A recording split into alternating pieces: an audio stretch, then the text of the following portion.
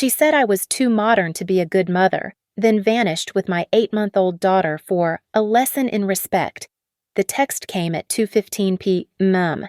When you learn your place, you'll get her back. She didn't know who would be sitting 2 tables away when I walked into that restaurant 7 hours later. By dessert. A silver badge flashed, a portable printer hummed, and my mother-in-law's face drained white as an emergency court order bearing a judge's seal slid across the starched linen tablecloth. My name is Madison Hale Maddie to everyone except my mother-in-law, who insists on calling me that modern girl Ethan married. At 32, I've spent the last 8 years as a senior paralegal at Haven Street Legal Aid in Denver, helping domestic violence survivors navigate the family court system. I know every emergency filing procedure, every judge's clerk by name, and exactly how long it takes to get a protective order on a Friday afternoon. That knowledge would save my daughter's life and end my mother-in-law's reign of terror in ways I never imagined I'd need. My husband Ethan teaches PE at Northwind Charter School. At 34, he's still the gentle giant who helped me move into my first apartment after law school, still makes terrible dad jokes, still freezes when his mother Caroline enters a room. That last part should have been my first red flag. Caroline Hale owns Hale Heritage Interiors on Cherry Creek North, where a single throw pillow costs more than my weekly grocery budget. At 58, she maintains the kind of rigid perfection that requires weekly salon appointments, a personal trainer, and an inexhaustible supply of passive-aggressive commentary. From the moment Ethan introduced us, she made it clear I didn't measure up to her vision of a proper daughter-in-law. You let the baby cry for 3 minutes before picking her up, she'd say, timing it on her phone. In my day, mothers had instincts. Store-bought baby food. I made all of Ethan's meals from scratch. Working mothers always think they can have it all. The children suffer. I documented everything. Every snide comment went into my journal. Every voicemail suggesting I was too career-focused to raise a family properly got saved to the cloud. Every text message implying I was poisoning her son against her got screenshot and filed. It wasn't paranoia, it was professional habit. At Haven Street, we teach our clients that documentation is protection. The folder on my laptop labeled Caroline Boundaries grew thicker each week. Olive arrived 8 months ago, during a late spring snowstorm that shut down I-25. Caroline showed up at the hospital 4 hours after the birth. Despite our explicit request for family to wait until we called, she pushed past the nurse, criticized my birthing choices, and announced to the room that, at least the baby has the Hale eyes. She'd been testing boundaries ever since. She had her own key to our apartment. Ethan had given it to her years ago, for emergencies. She'd use it to rearrange our kitchen while we were at work, leave printed articles about attachment parenting failures on our refrigerator. And once, I caught her in Olive's nursery at 6:30 a.m., whispering to my daughter about how Grandma knows best. She means well, Ethan would say, his voice strained. She just wants to help. She wants control, I'd respond, showing him the latest message where she'd called me disrespectful for declining her offer to take Olive for a week to properly sleep train her. The breaking point came 3 weeks ago. Caroline had invited herself to Olive's daycare tour at Little Juniper's, arriving in her white Mercedes and designer suit, asking the director more questions about their discipline philosophy than their curriculum. When the director mentioned their positive reinforcement approach, Caroline laughed, actually laughed, and said, "My daughter-in-law needs all the modern reassurance she can get. She wasn't raised to understand proper family hierarchy." That night, I showed Ethan the recording I'd made on my phone. His face went pale, but still, he hesitated. Maybe we could just limit her visits. She told a stranger I don't understand family hierarchy. Ethan, in front of other parents. He promised to talk to her. The conversation lasted 10 minutes before he came back, defeated. She says you're being too sensitive, that new mothers are hormonal. I pulled up my laptop and showed him the folder. 63 documented incidents in 8 months, texts, voicemails, videos. The legal part of my brain had been preparing for this moment without fully realizing it. This is custodial interference waiting to happen, I told him. I've seen this pattern 100 times at work. Ethan thought I was overreacting. Caroline was difficult, yes, but she was his mother. She'd never actually do anything to harm Olive. She just had old-fashioned ideas about respect. I wish I'd been wrong. I wish my professional instincts hadn't been screaming warnings that everyone else dismissed as new mother anxiety. I wish I hadn't needed that folder. But 3 days later, on an ordinary Friday in October, Caroline would prove exactly why documentation matters and why sometimes the best revenge isn't served cold. Sometimes it's served at a white tablecloth restaurant with a judge for a witness and a portable printer for a weapon. The call came at 9:47 a.m. on Friday. I was reviewing a protection order petition when little junipers flashed on my phone screen. Ms. Hale, this is Amanda from the front desk. Your mother-in-law just picked up Olive. My blood turned to ice. What do you mean she picked her up? She's not on the authorized list. She said you called her to come get the baby. She showed us text messages and said it was a family emergency. She seemed to know all the security questions Olive's pediatrician, her formula brand, even her birth time. We tried calling you, but she said you were in court. I was already grabbing my keys. When did she leave? Maybe 5 minutes ago, Ms. Hale. Should we call the police? I'll handle it. My hands shook as I ended the call and immediately dialed Ethan. He answered on the third ring. Hey, what's... Your mother took Olive from daycare. Silence. Then, what? That's... Maybe there was a miscommunication. Ethan, she told them I authorized it. I didn't. Where is she? Let me call her. No. You tell me right now, did you know about this? Of course not, Maddie. I'm sure she just thought she was helping. Maybe she wanted to give you a break. A break. She kidnapped our daughter. Don't be dramatic. She's her grandmother. I hung up on him. My next call was to Caroline directly. She answered on the first ring, her voice dripping with satisfaction. Finally ready to talk. Madison. Where is my daughter? Our granddaughter is perfectly safe, unlike in that chaotic daycare where anyone can apparently watch her. Caroline, bring her back right now, or I'm calling the police. A pause. Then, you need to learn respect, Madison. You've poisoned my son against me, turned him into this weak version of himself. You parade around like you know everything with your little legal aid job, but you know nothing about family, nothing about tradition, nothing about respect. Where is Olive? When you're ready to apologize properly, in front of the family and acknowledge my role as the matriarch, you can have her back. Consider this a lesson. The text came through as she hung up. When you learn your place, you'll get her back. My hands moved on autopilot, trained by years of helping terrified mothers. First, I called 911. My mother-in-law took my infant daughter from daycare without permission and is refusing to return her. The dispatcher's questions were routine. Did I fear for the child's safety? Was there a custody dispute? Was this a family member? Yes, she's a family member, but she doesn't have custody or permission. I have text messages where she admits taking her and refusing to return her. This is custodial interference. The officer who called back 10 minutes later sounded tired. Ma'am, if this is the child's grandmother and there's no custody order being violated, this is really a family matter. Officer Martinez. I read his badge number back to him. Colorado Revised Statutes 183304 defines custodial interference. Family member or not, she took my child without permission and is refusing to return her. I'm a paralegal at Haven Street Legal Aid. I know the law. His tone shifted. We'll send a unit to take a report. My next call was to Nora Quinn, the senior attorney at Haven Street who'd become my mentor and friend. Nora, I need help. Personal emergency. What's wrong? I explained in rapid-fire detail. Nora's sharp intake of breath told me she understood immediately. Recording the calls. Everything. Good. We're filing for an emergency protection order immediately. Can you get to the courthouse? What about Olive? We establish the legal framework first. Then we get your daughter.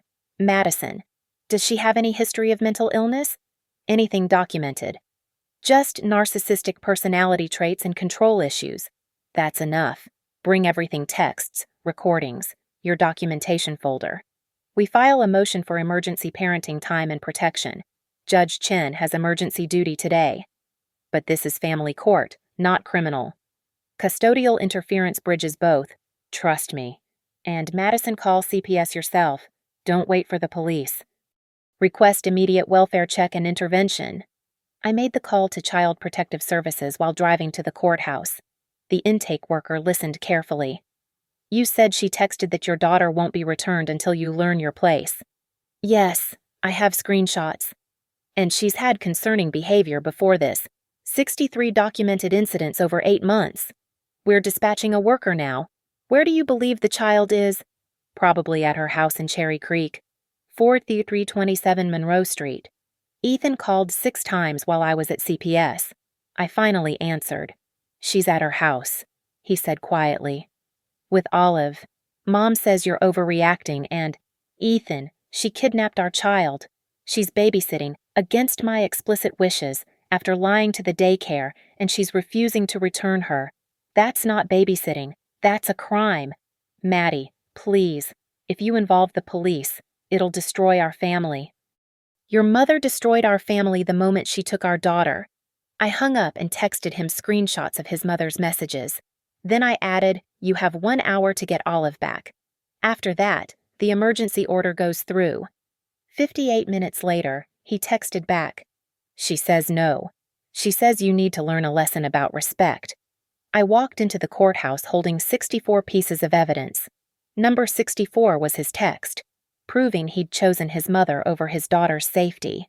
The emergency motion was filed by 2:15 p.m. The chess game had begun. The courthouse war room was actually Conference Room B at Haven Street Legal Aid, commandeered by 3:30 p.m. Nora had called in reinforcements, 2 junior attorneys who'd dropped everything to help build our case. The table was covered in printed screenshots, color-coded tabs marking each type of violation. This text here, Nora pointed to Caroline's latest message, where she says unfit mothers don't deserve children, that shows potential harm. And this voicemail from last month about fixing your parenting before it's too late, that establishes pattern. My phone buzzed. Another text from Caroline. Your little tantrum won't work. I have grandparent rights. She doesn't, Nora said, reading over my shoulder. Colorado doesn't recognize grandparent rights when parents are married and both object. Send her nothing. Every response becomes evidence for her. The CPS worker called at 4:10 p.m. Ms. Hale, I'm at the Monroe Street residence.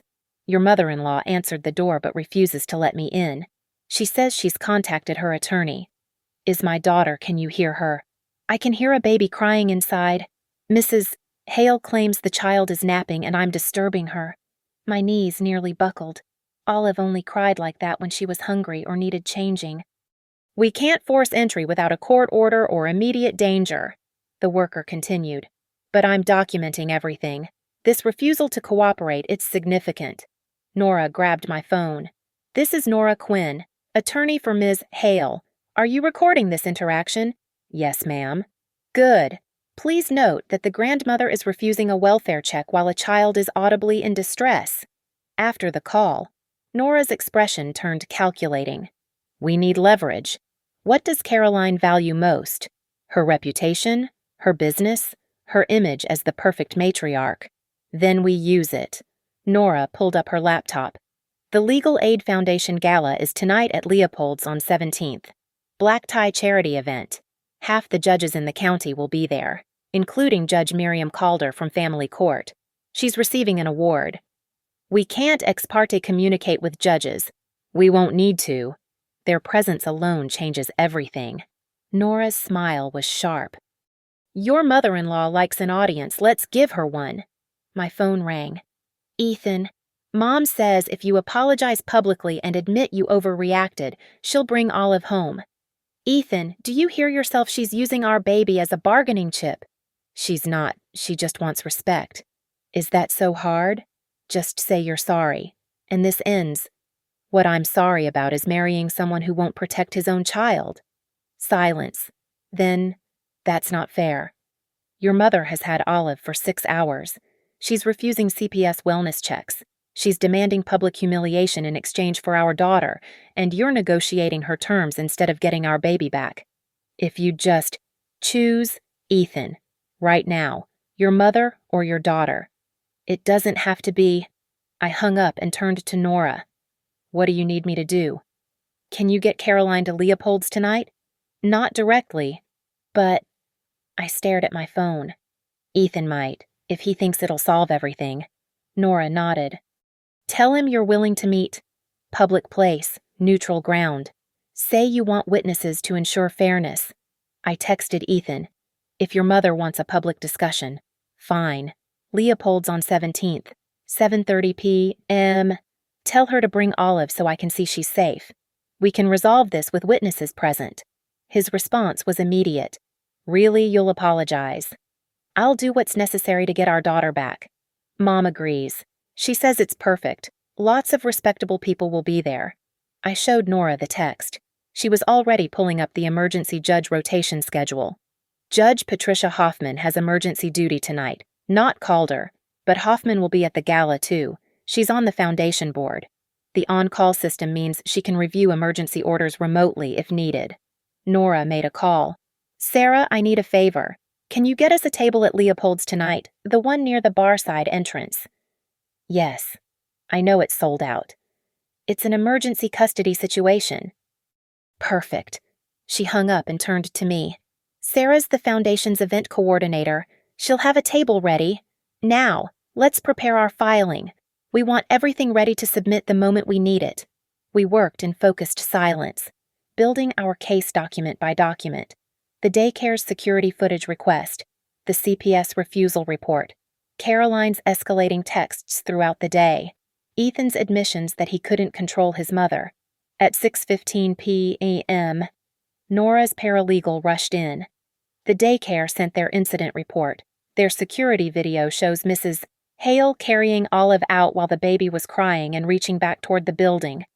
Print it, Nora ordered. Madison, do you have something to wear tonight? I looked down at my work clothes, black slacks, and a blouse that had seen better days. There's a cocktail dress in my office. We keep emergency court attire for clients. You're about my size. She squeezed my shoulder. We're going to get Olive back. But more than that, we're going to ensure Caroline never does this again. My phone buzzed. A photo from Caroline, showing Olive in a designer dress I'd never seen before. The baby's face red from crying. The caption, getting her ready for tonight. Finally, she'll see her mother show proper deference. I showed Nora the photo. Her expression went cold. She just documented that she changed your daughter without permission and that the baby is in distress. She's building our case for us. Another text from Ethan. Mom says bring the whole family if you want. The more witnesses to your apology, the better. Nora smiled. Oh, we'll have witnesses. The entire legal community of Denver County. As we gathered our files, the CPS worker called again. Ms. Hale, I want you to know I'll be off duty by 7, but I'm planning to stop by Leopold's on my way home. Personal capacity, of course. My wife and I donate to the Legal Aid Foundation. The pieces were falling into place. Caroline wanted a public show of power. She was about to get exactly that, just not the kind she expected.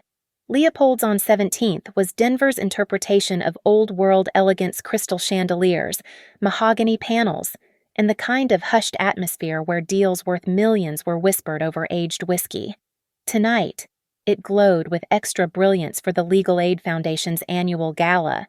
I recognized half the cars in valet parking Lexuses and Mercedes belonging to judges, senior partners, district attorneys. Nora and I arrived at 7:20 p.m. She'd transformed into courtroom elegance in navy silk, while I wore her emergency dress black, professional, forgettable, perfect for blending into the background until the moment to strike. Judge Calder's already here, Nora murmured, nodding toward the main dining room where the silver-haired family court judge was holding court near the stage. Judge Hoffman, too, 3 tables over. The CPS worker, Marcus, is at the bar with his wife. Our table was strategically positioned visible from the main entrance but tucked beside a service corridor with a clear exit path. Nora's paralegal, James, sat at the bar with a laptop bag, ready to print documents at the business center the restaurant maintained for their corporate clientele. "Your backup?" I asked. The entire Haven Street senior team is scattered throughout. We handle 50 custody cases a month. Everyone knows what custodial interference looks like. She checked her phone. "The emergency filing is prepped and ready. The moment we have confirmation and evidence, James submits electronically." Ethan arrived first, at 7:35 p.m., looking uncomfortable in his father's old suit. His eyes were red-rimmed, darting between guilt and hope. "Maddie, thank you for agreeing to this. Mom's being difficult, but if you just... Where's Olive? Mom's bringing her..." She wanted to make an entrance. Of course she did. I kept my voice steady. "Ethan, you realize what she's doing is illegal. Can we not just for tonight? Can we pretend to be a normal family? Normal families don't use babies as hostages." He flinched. Before he could respond, the restaurant's energy shifted. Caroline had arrived. She swept through the entrance in winter white, a power suit that probably cost more than most people's monthly rent, but it was what she carried that made my heart simultaneously break and rage. Olive, dressed in an elaborate pink gown with ribbons and lace, the baby's face blotchy from crying, her little fists clenched. Caroline's voice carried across the restaurant. "Oh, is that Judge Morrison? How lovely." She was performing, greeting people she knew, showing off her granddaughter like a trophy. Several diners looked uncomfortable as Olive whimpered, reaching out her arms when she saw me. "Mama." Olive's cry cut through the classical music. I started to rise, but Caroline pulled back, holding my daughter just out of reach as she approached our table. "Not yet," she said, loud enough for nearby tables to hear. "Mommy needs to say something first." Nora's hand on my wrist kept me seated. "Let her talk," she whispered. "Every word is evidence." Caroline sat down, positioning Olive on her lap, facing away from me. My daughter squirmed, crying harder. "Now then," Caroline announced, pulling out her phone to record. "I believe you have something to say to me, Madison, about respect, about family hierarchy, about your inappropriate behavior today." I felt the room's attention shift toward us. Judge Calder, 2 tables away, had stopped mid-conversation. The CPS worker was watching from the bar. "Caroline," I said clearly, "I want my daughter back. After you apologize, publicly, admit you've been poisoning my son against me. Admit you're an unfit mother who needs guidance." Olive's cries grew louder. A woman at the next table was filming discreetly on her phone. "Mrs. Hale?" Nora interjected smoothly. "I'm Nora Quinn, Madison's attorney. Are you refusing to return the child to her mother?" Caroline laughed. "Attorney? How dramatic! This is a family matter." "Is it?" Nora pulled out her phone. "Would you like to hear the recording of you telling Madison that she needs to, quote, learn her place before you'll return the baby?" Caroline's smile faltered slightly. "That's taken out of context. How about this text?"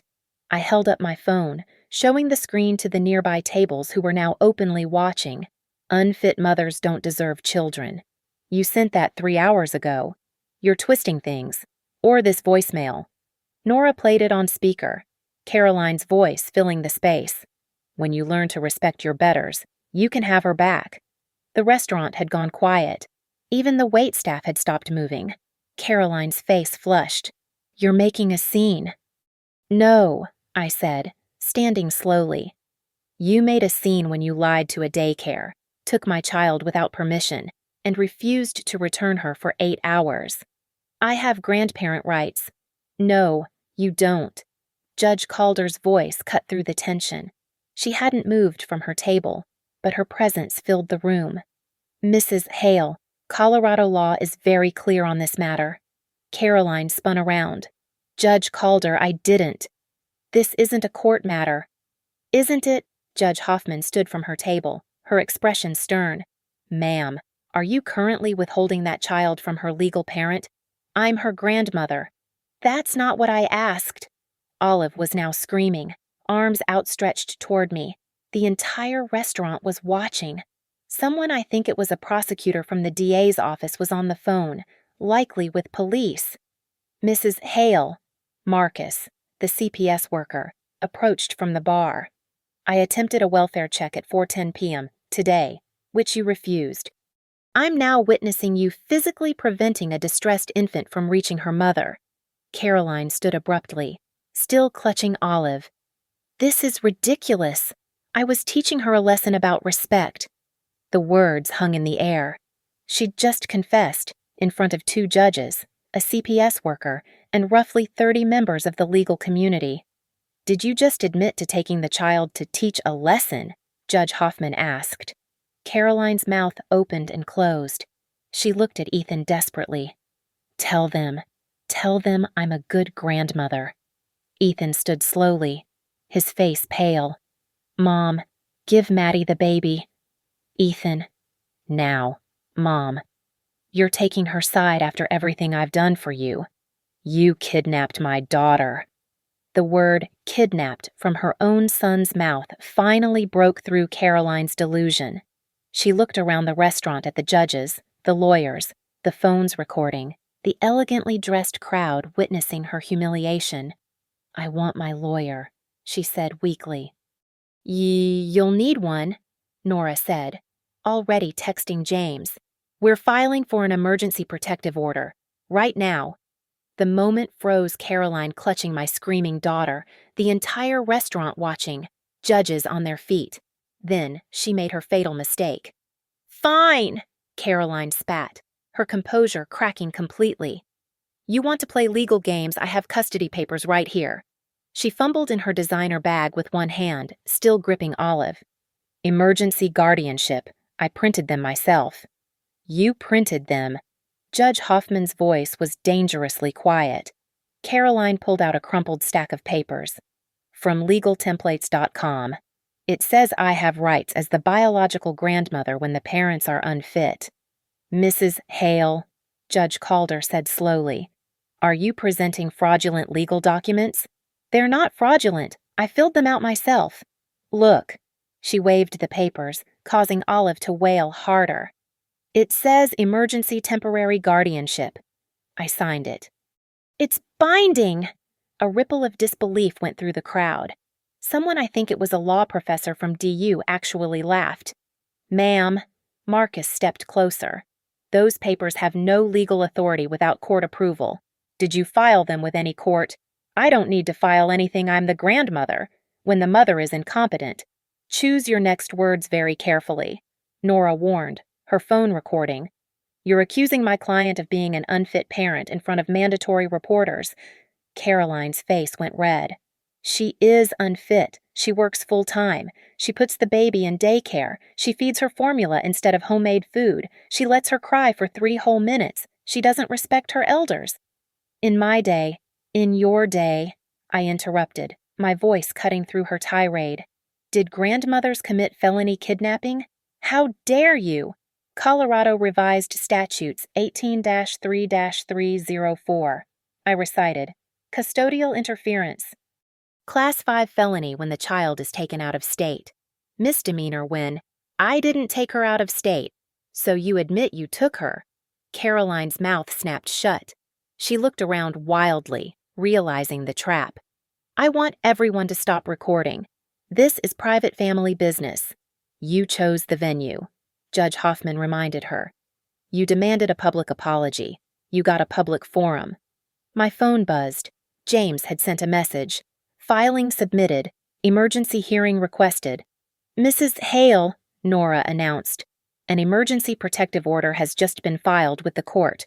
Judge Hoffman, as tonight's on-call emergency judge, you should be receiving it momentarily. Judge Hoffman pulled out her phone. The restaurant was so quiet I could hear it ping. She scrolled, her expression growing darker with each swipe. I see sworn affidavits from the daycare. CPS refusal to allow welfare check. admitted taking of the child to teach a lesson, and she looked up, threatening messages demanding submission in exchange for the child's return. Caroline stumbled backward, still holding Olive. You can't, this isn't fair. Mrs. Hale? A new voice called from the entrance. 2 Denver police officers had arrived. We received multiple calls about a custody dispute. I called them, the DA's office prosecutor said, standing.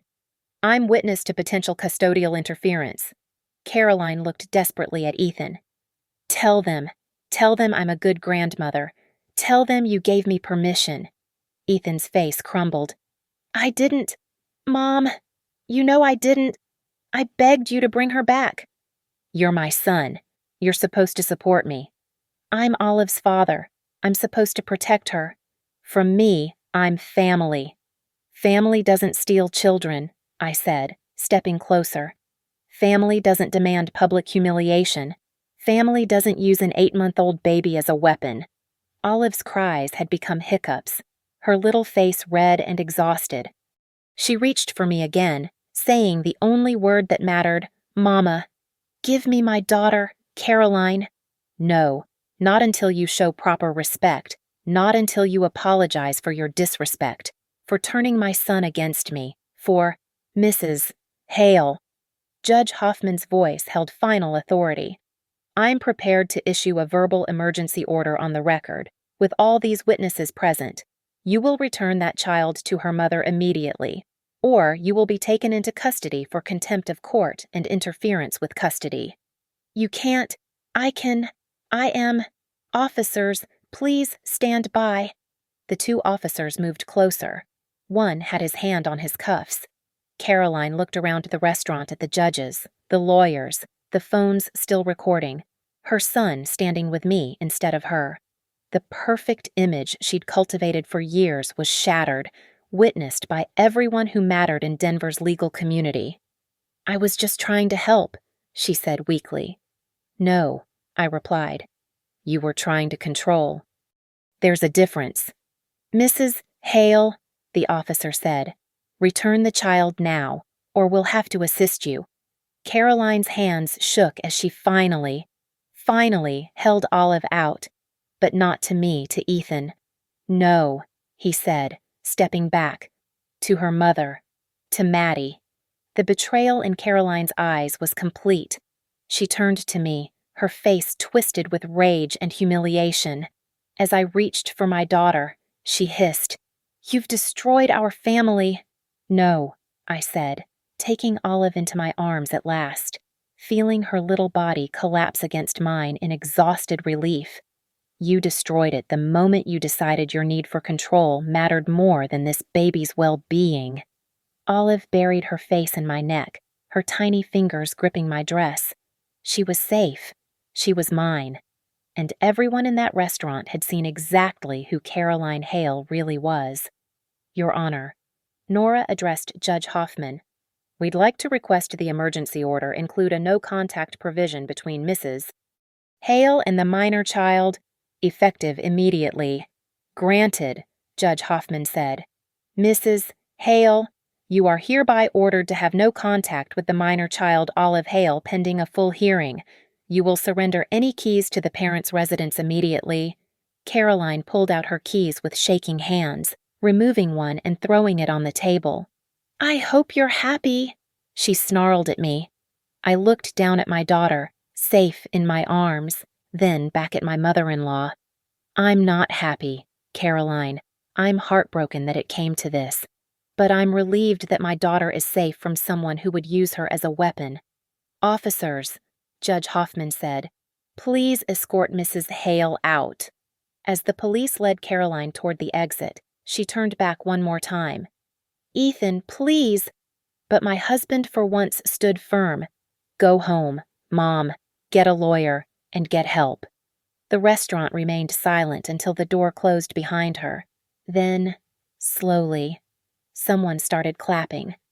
It spread through the room, not celebration, but acknowledgement. The system had worked. A child was safe. The moment Caroline disappeared through Leopold's doors, The elegant veneer of the evening cracked. Judge Hoffman pulled out her phone. All business now. Ms. Quinn, I need that emergency filing pulled up on my tablet immediately. We're making this official right now. The restaurant's business center became an impromptu courtroom. James had already commandeered the printer, and within minutes, documents were spreading across a commandeered table. The maitre d', understanding the gravity of the situation, had quietly sectioned off our corner with privacy screens. I need all witnesses to provide statements, Judge Hoffman announced.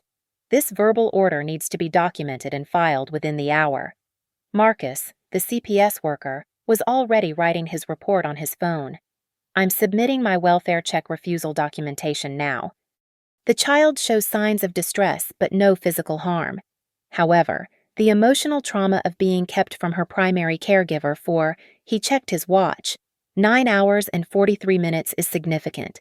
Judge Calder, maintaining her role as witness rather than presiding judge, spoke to one of the officers. I observed Mrs. Hale admit to taking the child to teach a lesson. She presented fraudulent custody papers and refused multiple requests to return the infant to her legal parent. The officer taking notes nodded. We'll need the recordings. I have everything, Nora said, her phone out. Voice recordings, text messages, and 3 different videos from other patrons. A woman in a cocktail dress approached the one who'd been filming earlier. I'm Rebecca Santos, Assistant DA. I have the entire confrontation on video, including Mrs. Hale's confession. I'm sending it to you now, Ms. Quinn. My phone buzzed constantly. Emails, texts, the digital machinery of justice moving at unprecedented speed. But I barely noticed. Olive had fallen into an exhausted sleep against my chest, her tiny fists still clutching my dress. She smelled wrong. Caroline's perfume instead of her usual baby powder scent. Madison, Judge Hoffman called me over, keeping her voice low to not wake Olive. I need you to review this emergency order before I sign it. I read through it one-handed. Olive's weight familiar and precious against me. Emergency protective order. Caroline Hale is prohibited from any contact with minor child Olive Hale. No physical contact, no phone calls, no third-party contact. Minimum distance of 500 feet from the child's residence, daycare, or any location where the child is known to be present. Violation will result in immediate arrest. How long? I asked. 30 days initially, pending full hearing. Ms. Quinn will help you file for a permanent order Monday morning. Ethan had been standing frozen near the wall. Now he approached slowly. Can I hold her? I looked at my husband, really looked at him. His suit was wrinkled, his face drawn, his hands shaking slightly. You chose her over your daughter for 9 hours, I said quietly. I didn't think, no, you didn't. I adjusted Olive slightly, and she whimpered in her sleep. Your mother traumatized our baby because you wouldn't stand up to her, and you want to hold her. Maddie, please, not here, not now. We'll talk later. Judge Hoffman's tablet chimed. The order is officially filed, Mrs. Hale has been served electronically and will receive physical service within 24 hours. She looked at me with a mixture of professional approval and personal sympathy. You did everything right, Ms. Hale. The documentation, the witnesses, the venue, though I suspect the last part wasn't entirely planned. She wanted a public forum, I said. She got one. Indeed. The judge turned to Ethan. Mr. Hale, I strongly suggest you seek legal counsel. While you're not named in this order, your failure to protect your child is documented. Family court will want to address that. Ethan's phone rang. He looked at the screen and paled. It's my principal. He stepped away to answer, and I could see his face crumbling as he listened. When he returned, his voice was hollow. Someone sent the videos to the school board. They're putting me on administrative leave pending investigation. Mandatory reporters who fail to protect. I felt no sympathy. You knew she had Olive. You knew she was refusing to return her. And you did nothing. She's my mother. And Olive is your daughter. Which relationship should matter more? Before he could answer, Nora's paralegal rushed over with a freshly printed stack. The full order, signed and sealed, plus certified copies for the daycare, your workplace, and local police. Judge Hoffman stood, gathering her things. Ms. Hale, there will be a full hearing within 2 weeks. Be prepared for Mrs. Hale to have legal representation. She'll likely fight this. Let her, I said, looking down at my sleeping daughter. I have 64 pieces of evidence, 2 judges as witnesses, and a restaurant full of legal professionals who saw her confess. She can fight all she wants. The judge smiled grimly. Keep that fighter's spirit. You'll need it. She paused. Off the record in my 20 years on the bench, I've never seen someone so thoroughly document their own custodial interference. Those fraudulent papers, the public confession, the refusal to return the child in front of witnesses. She built your case for you. As the crowd began to disperse, several people stopped to offer support. Business cards from family lawyers, promises of testimony if needed, quiet words of encouragement. The legal community had closed ranks around one of their own. Marcus approached with a gentle smile. I'll be filing my full report tonight. CPS will be recommending supervised visitation only, if any visitation at all. Thank you. I managed. Don't thank me. You did the work. The documentation. The recordings, that's what made this possible. He handed me his card. Call if you need anything. And Ms. Hale. Get that baby home. She needs normal tonight. As we prepared to leave, James appeared with one final document. Ms. Quinn thought you should see this. It just posted on the court website. I read it, my eyes widening. A criminal referral.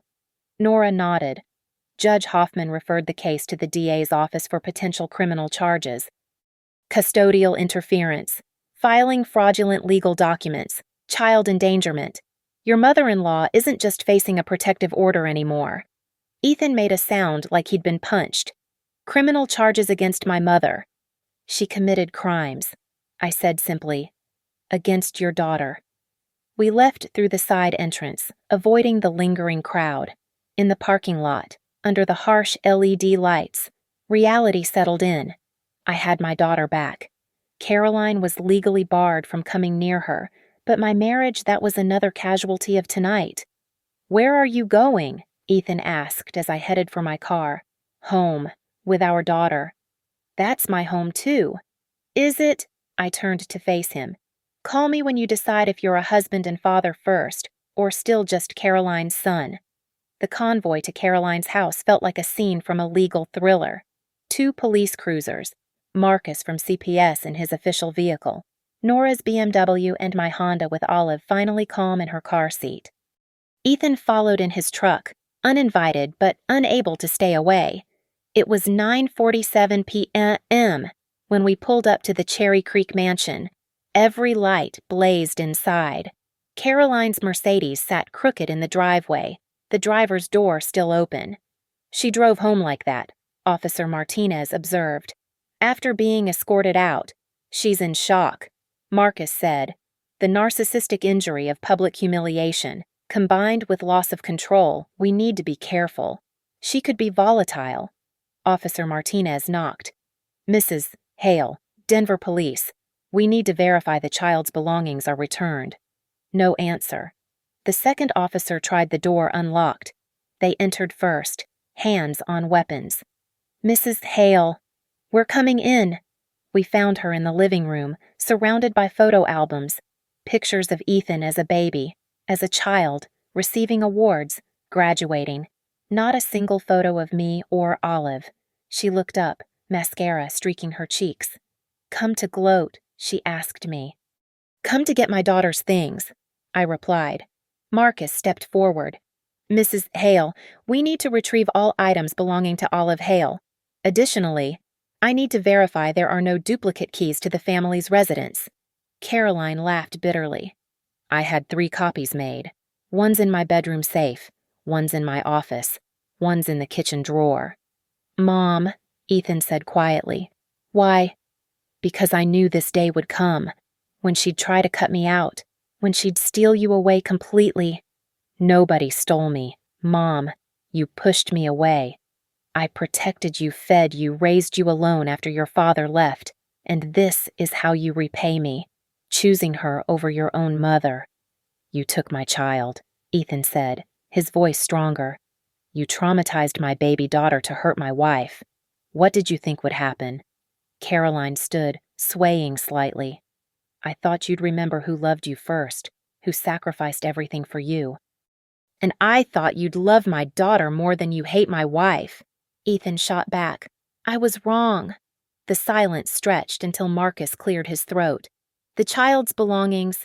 Caroline gestured upstairs. Guest room. I bought her a whole new wardrobe. Proper clothes. Not those cheap things Madison puts her in. I started toward the stairs, but Officer Martinez stopped me. Let us clear it first. They returned with 2 suitcases of baby clothes, all white and pink, all formal, all completely impractical for an 8-month-old. The receipts were still attached. Over $3,000 spent in one day. There's more, the officer said. A crib, changing table, full nursery setup. Looks like she was planning for a long stay. She was planning to keep her, I said, the realization hitting cold. You were going to keep my baby. Caroline lifted her chin. Someone has to raise her properly. With fraudulent custody papers, I would have gotten real ones. Proved you unfit. Working mother, daycare neglect.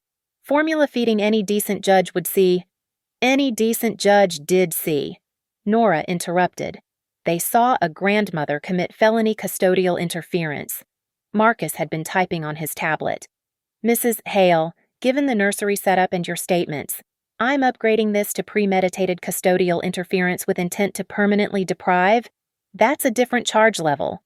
Caroline's lawyer arrived, then Richard Blackwood, the kind of attorney who advertised on bus stops and promised miracles. He took one look at the scene and pulled Caroline aside. Don't say another word, he hissed. Bit late for that. Officer Martinez said, Your client already confessed. Multiple times. On video. In front of judges. Blackwood's face went pale. Judges plural. The Legal Aid Foundation Gala. Nora supplied helpfully. Your client chose to commit her crimes in front of half the judicial bench of Denver County. While they talked, I retrieved Olive's actual belongings, her favorite stuffed elephant, the blanket my mother had crocheted, the sound machine that helped her sleep. Caroline watched with burning eyes. I need all keys, Officer Martinez said. Caroline produced them slowly, 3 copies as promised, plus a 4th from her purse she'd forgotten about. The paperwork, Marcus prompted. She pulled out a folder, not just the fraudulent custody papers, but a whole file. Articles about unfit working mothers, printed emails between her and someone named Dr. Mother Best, 4727, about alienation of affection, receipts for a private investigator. You hired a PI? Ethan asked, stunned. 3 weeks ago, Caroline admitted, to document her failures as a mother. I felt Nora's hand on my shoulder, steadying me. And what did they find? Caroline's silence was answer enough. Nothing, I said. They found nothing because there was nothing to find. You work 60 hours a week, 40. And I'm home by 5:30 every day. You use daycare, like millions of working parents. You don't breastfeed, couldn't, medical condition. Not that it's your business. Each accusation fell flat, witnessed by law enforcement and documented by Marcus. Caroline was building my case with every word. Finally, everything was loaded. Olive's things, the evidence, the keys. We stood in the driveway under the October stars, the night air sharp with coming winter. This is your last chance, Caroline said to Ethan. Choose, her or me. Ethan looked at me holding our daughter, then at his mother. I choose Olive, he said. I choose my daughter's safety and well-being. And if that means choosing Maddie over you, then yes, I choose my wife. Caroline staggered as if slapped. You'll regret this. When she leaves you, and she will, you'll have no one. I'll have my daughter, and she'll be safe. Blackwood guided Caroline back inside, whispering urgently about damage control. Marcus finished his report. The officers filed theirs, one by one. The official vehicles pulled away until it was just Ethan and me in the driveway. "I know you'll never forgive me," he said quietly. "I failed you both. But I want to try therapy, counseling, whatever it takes." I looked at Olive, peaceful in sleep, unaware her world had shifted. "Call Dr. Morrison," I said, naming the family therapist who worked with Haven Street. "Make an appointment. Show me you mean it. And us. There is no us right now. There's Olive, and making sure she's safe and loved. Everything else? We'll see." I drove home alone, Olive secure in her car seat, the emergency order tucked in the diaper bag like a talisman. The apartment felt different, safer. Knowing Caroline couldn't enter, I double-checked the locks anyway. At 11:17 p.m., my phone buzzed, a text from an unknown number, a screenshot from someone at the gala. It showed the moment Caroline realized judges were watching, her face a mask of horror as her carefully constructed image shattered. Below it, a message. "Your daughter is lucky to have a mother who fights for her. Judge Calder." I deleted the image but kept the message. Then I sat in Olive's nursery, watching her sleep in her own crib, in her own room. Safe. The protection order was just paper and legal words. But tonight, it was everything. The apartment fell into rhythm at 11:43 p.m. Olive's breathing, steady and safe through the baby monitor, the dishwasher humming, the emergency protective order lying on my kitchen counter next to a cold cup of coffee and my work laptop, still open to the custody law statutes I knew by heart. I sat at the table where Caroline had once criticized my cheap IKEA furniture and opened my documentation folder one last time. 64 pieces of evidence had become 97 after tonight. The videos from the restaurant, the police reports, the CPS filing, the criminal referral, each document another brick in the wall protecting my daughter. My phone lit up with a text from Nora. "Full hearing scheduled for 2 weeks. Judge Calder recused herself as witness, but Judge Hoffman will preside. Caroline's facing 3 criminal charges: custodial interference, filing fraudulent documents, child endangerment. Blackwood already called begging for a deal." I typed back, "No deals." "That's my girl. Get some sleep. Tomorrow we make this permanent." But sleep felt impossible. I checked on Olive again, still peaceful. Her little fist curled around her elephant. The pink designer dress Caroline had forced her into lay in the trash, replaced with her favorite pajamas covered in tiny moons and stars. Another text, this time from Ethan. "Appointment with Dr. Morrison confirmed. Tuesday at 10 I'm staying at a hotel tonight. I know I don't deserve forgiveness, but I want to earn it. I love you both." I didn't respond. Love wasn't enough when it came without protection. Love wasn't enough when it chose comfort over courage. He'd learned that in therapy, or he wouldn't. Either way, Olive would be safe. At midnight, my laptop dinged with an email from the district attorney's office. They were moving forward with criminal prosecution. Caroline would be arraigned Monday morning. The maximum sentence for custodial interference in Colorado was 3 years. She wouldn't serve that first offense. Family member. No physical harm, but she'd serve something.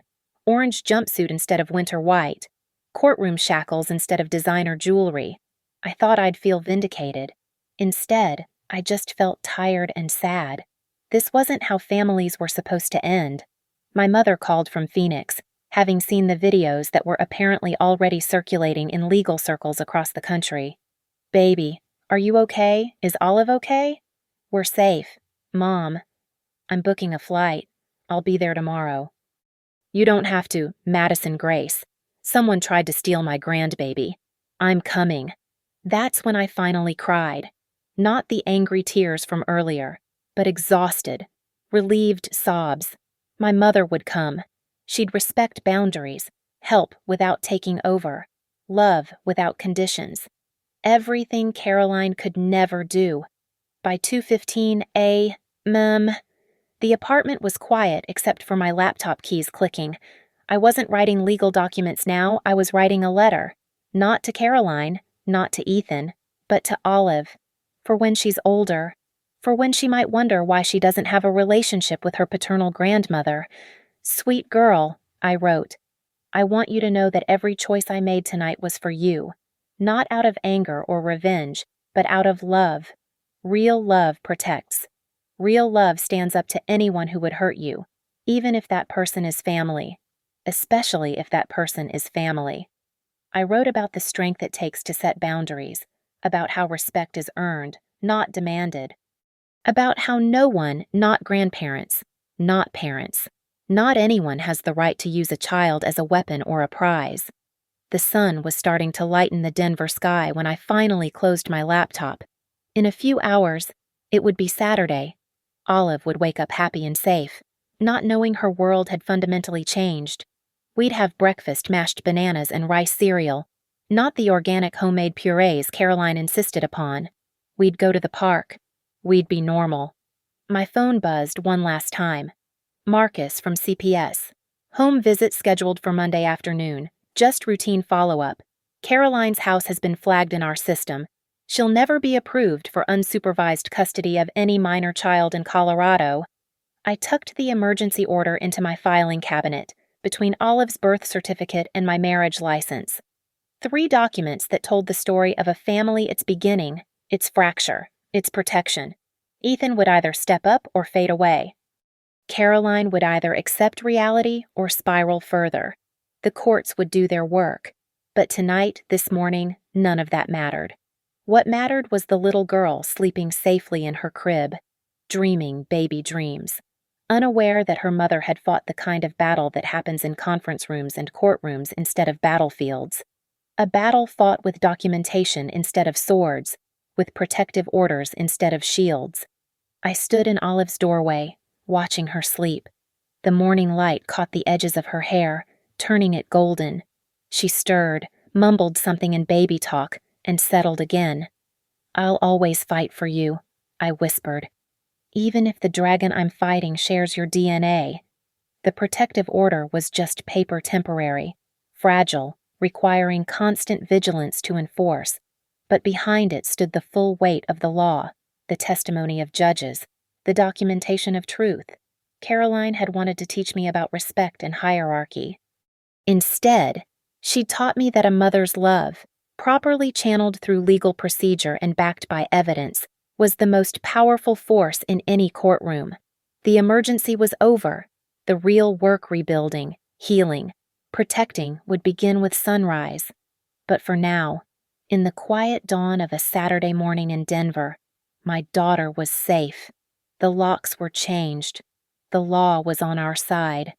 And that was enough. Thank you so much for listening to this story. I'd love to know where you're listening from. Drop a comment below and let's connect. If this story resonated with you, please subscribe to the channel and share your thoughts. Your experiences and perspectives make this community special. Until next time, stay strong and remember, documentation is protection, and real love always protects.